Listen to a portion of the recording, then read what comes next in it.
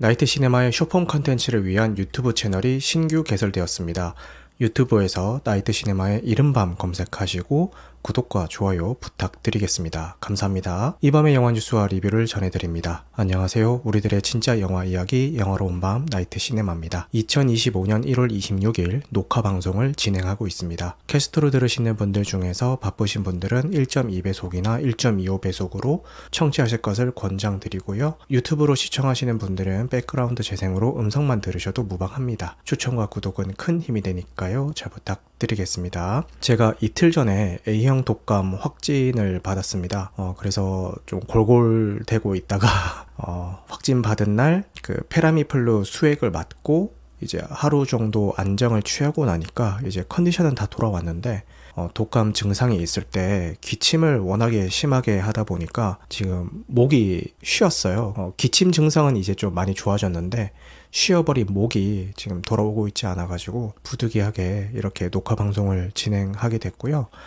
오랫동안 이야기하는 게 좀 무리가 있을 것 같아서 오늘은 뭐 근황 토크나 영화 뉴스, 개봉 영화 이런 거 다 스킵하고 바로 리얼페인에 대한 제 후기만 이야기하고 방송 마무리하도록 하겠습니다. 좀 양해 좀 부탁드리겠습니다. 리얼페인에 대한 후기를 이야기하기 전에 댓글 먼저 읽고 가보겠습니다. 하얼빈 에피소드에 코코아 마녀님이 댓글을 남겨주셨습니다. 나시님께서 심파적 요소를 다 제거했다는 걸 알려주시지 않았다면 짬을 내서 보러 가지 않았을 겁니다. 덕분에 잘 보고 왔습니다. 말씀하신 모든 단점에 동의를 하고요. 그럼에도 불구하고 보길 잘했다고 생각합니다. 라고 댓글을 남겨주셨습니다. 제가 의도적으로 뭔가 감정을 쥐어 짜내는 거를 배제하고 담백하게 연출을 한 것 같다라고 말씀을 드렸고 그래서 좋았지만 그래도 이런 장르에서는 어느 정도 좀 감정을 건드릴 수 있을 만한 연출을 넣는 것도 나쁘지 않을 것 같다 뭐 이런 식으로 제가 얘기를 했는데 코코아 마녀님이 그걸 듣고 하얼빈을 감상을 하셨나 봅니다. 그래도 만족하셨다고 하니까 다행이네요. 그 다음에 에비킴님께서 제가 리얼페인에 대한 그 짧은 후기를 유튜브 채널에 올렸는데 거기에 댓글을 남겨주셨습니다. 요즘 영화 시상식 시즌이라 여러 시상식 관련 영상들을 찾아보고 있는데요. 대부분의 주요 카테고리는 시상식의 성격에 따라 수상자가 극명히 갈리는데 유독 올해 나무 조연상 부분은 키에란 컬킨이 독점하듯이 싹쓸이하고 있더라고요. 아직 후보자가 발표되진 않았지만 이 기세라면 올해 아카데미 시상식 나무 조연상도 키에란 컬킨이 무난히 가져가지 않을까 싶습니다. 전에도 잠깐 말씀드렸는데요. 저희 집 도보권에 큰 영화관이 있지만 역시나 리얼페인이나 노스페라투 같은 영화는 상영하지 않더라고요. 좀 귀찮긴 하지만 시간을 내서 멀리 있는 영화관이라도 다녀와야겠습니다. 나이트 시네마님께서 강력 추천하신 건 분명 그만한 이유가 있겠지요 라고 남겨주셨네요. 그만한 이유에 대해서 제가 이따가 설명드리도록 하겠습니다. 푸른별님도 저 오늘 리얼페인 보고 왔어요. 벤지가 아까 에비킴님이 말씀하셨던 그 키에란 컬킨이 연기했던 리얼페인 속의 그 캐릭터입니다. 벤지 걔 패고 싶다가도 짠하고 네, 무슨 맥락인지 알 것 같습니다. 하여튼 재밌게 봤습니다 라고 남겨주셨네요. 왜 그 벤지를 걔 패고 싶었을지 걔 패고 싶은데 또 짠하기도 할지 그거는 제가 후기에서 말씀드리도록 하겠습니다. 그리고 제가 독감 때문에 라이브 방송을 쉰다고 공지를 올렸더니 우리 브래드 디카프리오 님께서 얼른 푹 쉬시고 건강한 모습으로 다음 주에 뵀으면 좋겠습니다. 건강이 최우선입니다 라고 남겨주셨고요. 에비킴 님이 또 아이고 요즘 독감 걸리면 많이 아픈데 저희 아이도 작년 가을에 걸렸는데 죽다 살아났습니다. 무조건 푹 쉬셔야 하고 감기 기운이 떨어지고 나도 며칠간은 면역력이 떨어져 있는 상태이기 때문에 무리하시면 안 됩니다. 어서 쾌차하시길 바랍니다. 라고 따뜻한 글을 남겨주셨습니다. 감사합니다. 에비킴님. 그리고 투르먼님도 설 연휴 맞아서 푹 쉬시고 건강한 모습으로 뵙겠습니다. 라고 남겨주셨네요. 다행히 이번 설은 저희 부모님이 역귀성을 하시기로 하셔가지고 제가 장시간에 걸쳐서 이동한다거나 그런 일은 없을 것 같아서 설 연휴 때 푹 쉴 수 있을 것 같습니다. 네, 걱정해주신 분들 모두 감사합니다. 저희 부모님이 제 방송을 본다고 하셨잖아요. 그래서 제 건강 소식을 제가 전화를 드려서 아시는 게 아니라 제 유튜브 채널에 공지를 보고 제 건강 소식을 아세요.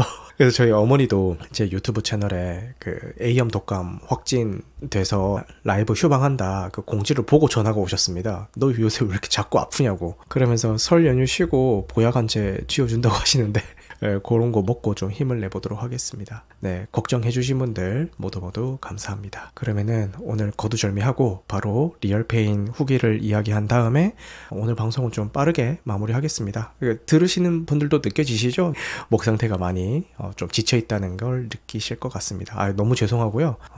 빨리 건강한 모습으로 돌아오도록 하겠습니다. 저에게는 영화 소셜 네트워크로 강한 인상을 심어줬던 배우 제시 아이젠버그가 감독, 각본, 주연, 배우까지 연기한 리얼페인을 감상을 했습니다. 북미 기준 24년 11월에 이미 개봉을 했고 국내에는 뒤늦게 개봉한 작품인데요. 수상 내역을 보자면은 선댄스 영화제 각본상, 골든글로버 시상식 나무조연상, 전미 비평가협회상 나무조연상 각본상, 시카고 비평가협회상 나무조연상 각본상, LA 비평가협회상 나무조연상 각본상, 뉴욕 비평가협회상 나무조연상, 전미평론가협회상 나무조연상 각본상을 수상을 했습니다. 이렇게 각종 영화제에서 나무조연상과 각본상을 휩쓸었습니다. 나무조연상의 경우 나홀로 지배로 알려져 있는 맥컬리 컬킨의 동생 키에란 컬킨이 수상을 한 거죠. 대체 어떤 작품이길래 각종 영화제에서 각본상과 나무조연상을 휩쓸고 다니는지 궁금한 마음에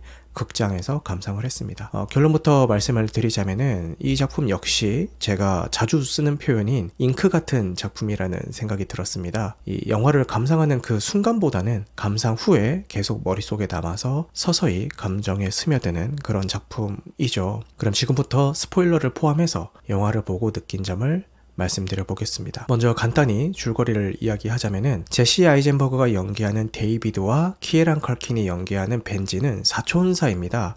이들은 홀로코스트에서 살아남은 할머니의 유산을 정리하기 위해 폴란드로 함께 여행을 떠납니다. 그런데 그냥 여행을 가는 게 아니라 유대인들의 아픔의 흔적이 있는 장소들을 안내해주는 가이드 투어를 신청을 했어요. 그래서 데이비드와 벤지는 그 투어에서 만난 사람들과 때로는 갈등하고 때로는 연대하며 역사적인 아픔과 개인의 아픔을 마주하게 된다는 이야기입니다. 저는 이 영화가 홀로코스트를 소재로 있다는 것을 모르는 상태에서 감상을 했습니다. 이 성격이 정반대인 두 주인공이 여행 끝에 서로를 이해하게 된다라는 그런 힐링 로드무비쯤으로 생각을 했습니다. 근데 저뿐만 아니라 많은 분들이 이렇게 예상을 하고 극장에 들어가셨더라고요. 하지만 이 영화는 로드무비를 바탕으로 하고 있는 홀로코스트 작품입니다. 지금까지 수많은 홀로코스트 작품들이 있었죠. 가장 최근에는 존 오브 인터레스트가 유대인의 입장이 아닌 수용소 인근에 거주했던 독일군의 입장에서 제작이 돼서 큰 반향을 일으켰고요. 그런데 이 존 오브 인터레스트의 후반부에 보면은 갑자기 시점이 현대로 튀어서 유대인 수용소를 마치 박물관처럼 잘 보존하고 있는 장면이 나옵니다. 다소 뜬금없는 장면 같지만 이 유대인들의 비극과 독일군들의 잔혹함을 잊지 않겠다라는 이 후대의 강한 의지를 보여주기 위한 장치였죠. 리얼페인은 바로 이 존 오브 인터레스트의 현대 시점 장면의 연장선상에 있는 작품이라는 생각이 들었습니다. 역사적인 아픔을 쉬쉬하거나 감추거나 묻어두지 않고 오히려 그 아픔의 현장을 더 잘 보존함으로 인해서 역사를 들여다보고 같은 비극을 반복하지 않겠다라는 그 의지를 리얼페인에서는 역사뿐만이 아니라 개인의 아픔에서도 적용해서 그려낸 작품입니다. 이 제시 아이젠버그가 연기하는 데이비드는 내향적이고 계획적인 인물입니다. 뉴욕에서 안정된 직장과 가정을 가진 평범한 가장처럼 보이지만 강박증과 불면증 그리고 불안장애를 앓고 있고 이를 통제하기 위해서 약을 복용하고 있죠. 대인관계를 어려워하기도 하고요. 매사에 걱정이 많은 편이기도 합니다. 이 자신의 불안과 고통을 표현하는 것이 타인에게 부담을 주는 거라고 생각하는 인물이죠. 하지만 벤지는 외향적이고 즉흥적입니다. 감정 기복이 심하고 생각나는 대로 말을 내뱉는 성향을 보이기도 하죠. 어떻게 보면은 좀 충동적이기까지 합니다. 타인에 대한 관심도 많고 공감 능력도 뛰어납니다. 겉으로는 쾌활해 보이지만 깊은 내면에 공허함을 가진 인물입니다. 이렇게 서로 다른 성향과 아픔을 가진 두 인물이 홀로코스트 역사 투어를 함께 하면서 성장하게 되는 거죠. 인물에 대해서 좀 더 자세하게 설명을 해보자면은 먼저 데이비드의 경우는 본인의 감정을 표현하는 법을 배우게 됩니다. 어릴 때부터 형제처럼 지냈던 벤지를 사랑하지만 동시에 본인과 너무 다르기 때문에 감당을 할 수 없으니 미워하기도 하고 동시에 자유롭게 지내는 것처럼 보여서 부러워하기도 하는 복잡한 감정을 가지고 있죠. 그런데 이 여행을 통해서 벤지와 함께 대마초도 몰래 피워보고 내려야 하는 역에서 못 내리기도 해보면서 조금씩 본인의 강박을 깨어가는 모습을 보이기도 합니다. 여행의 끝에 가서는 벤지에게 본인이 가지고 있던 솔직한 감정을 털어놓게 되죠. 이영지 씨가 운영하는 유튜브 채널에 게스트로 오혜원 씨가 나온 적이 있는데 이런 대화를 나눕니다. 오혜원 씨가 본인의 힘듦을 남에게 잘 이야기 안 하는 스타일이다. 내가 힘든 걸 이야기해봤자 듣는 사람들이 해결해 줄 수 있는 게 아니기 때문이다. 그냥 내 힘듦을 떠벌리는 사람이 될 뿐이다. 듣는 사람은 왜 저렇게 찡찡거려? 라고 생각할 것 같다. 라고 이야기를 하는데 이게 딱 그 데이비드의 마음인 것 같아요. 그래서 본인의 힘듦을 솔직하게 표현 못하고 꽁꽁 안고 있는 거예요. 그런데 거기에 대해서 이영지 씨는 안 그렇다. 너를 아끼고 좋아하는 사람들은 내가 얼마나 힘들고 어떤 일에 고통받고 있는지를 알고 싶어 한다 라면서 오혜원 씨를 위로를 해줍니다. 데이비드도 영화의 중후반부에 가면은 잘 지내는 것처럼 보였던 벤지가 대체 왜 자살을 시도했는지에 대해서 이해가 안 간다. 너는 방을 환하게 만들어주는 사람이지 않느냐라고 벤지에게 솔직하게 털어놓죠. 데이비드가 자신의 감정을 억누르고 있었던 것처럼 우리도 종종 자신의 아픔을 숨기려고 할 때가 있습니다. 하지만 영화는 그런 태도가 오히려 우리를 고립시키고 관계를 멀어지게 만든다는 것을 보여주고 있습니다. 결국 진짜 고통은 혼자 견디는 것이 아니라 서로 나누고 이해하려고 노력할 때 조금씩 치유될 수 있다는 메시지를 데이비드를 통해서 보게 된 것 같습니다. 벤지도 마찬가지입니다. 타인의 고통에 대해서는 공감도 잘하고 예민하게 반응하면서도 정작 자신의 고통은 숨기는 모습을 보여줍니다. 홀로코스트 투어 중 가이드의 건조한 설명에 불만을 표시하며 조상들의 고통을 직접적으로 느끼고 싶어하는 모습에서도 그런 성향을 볼 수가 있고요. 함께 투어를 떠나는 일행들의 사연에 공감해주는 모습에서도 그런 성향을 볼 수가 있습니다. 이 키에란 컬킨이 연기하는 벤지는 감정 기복이 심하고 필터링이 안 되는 인물로도 보입니다. 돌발적인 행동과 솔직한 표현은 때로는 다른 사람을 불편하게 만들기도 하죠. 그가 어쩌다가 이런 성향을 가지게 된 건지, 그리고 과거에 왜 자살을 시도했는지는 끝까지 벤지 본인의 입으로는 스스로 밝히지 않습니다. 아마도 할머니의 죽음으로 인한 상실감 때문일 거라고 여러 정황들을 통해서 추측만 할 뿐이죠. 영화의 시작과 마지막 장면에서 벤지가 공항에 홀로 남겨진 모습이 아마도 그의 진짜 모습일 것 같아요.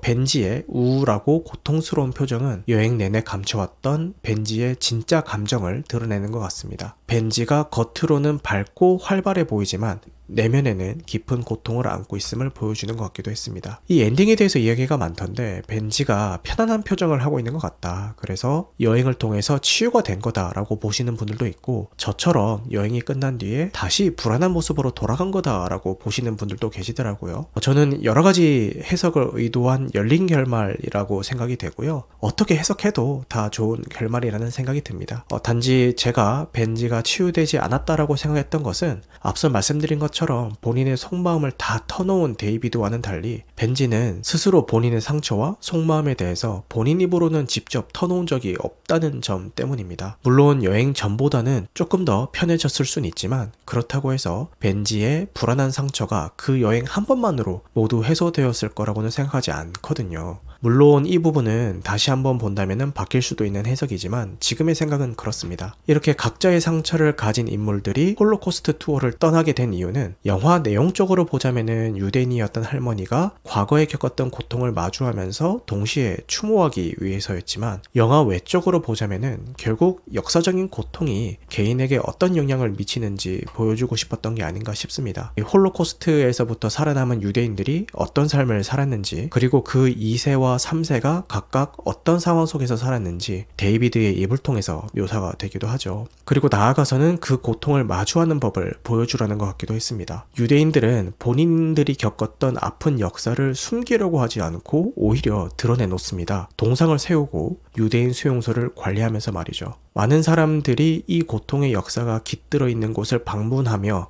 과거 유대인들의 고통을 함께 공감해 주겠죠. 개인의 고통도 마찬가지라는 이야기를 하고 싶은 게 아닐까 싶습니다. 누구나 다 고통과 상처는 가지고 있다. 하지만 이거를 감춰두고 쉬쉬하기보다는 표현을 해야지 서로 이해할 수가 있고 연대함으로써 상처를 치유할 수 있다는 것을 보여주고 싶었던 것 같아요. 마지막에 공항에서 헤어지기 전에 데이비드와 벤지는 따뜻한 포옹을 나누죠. 이 순간은 두 사람이 서로의 차이를 인정하고 받아들이며 동시에 서로의 고통을 이해하려는 노력의 결과라고도 볼 수 있습니다. 한 번의 여행과 그 포옹으로 인해서 두 인물의 상처나 불안이 모두 해소되었을 거라고는 생각하지 않습니다. 그래도 표현하는 법을 알게 된 데이비드와 나의 상실감을 이해해 주려는 사람이 있다는 것을 알게 된 벤지는 여행 전보다는 분명 더 나아지지 않았을까요? 90분이라는 짧은 러닝타임 안에 고통을 인정하고 서로 이해하려고 노력하는 것이 치유의 첫걸음이 될 수 있다는 희망적인 메시지를 잘 전달했다는 점에서 박수를 쳐주고 싶고요.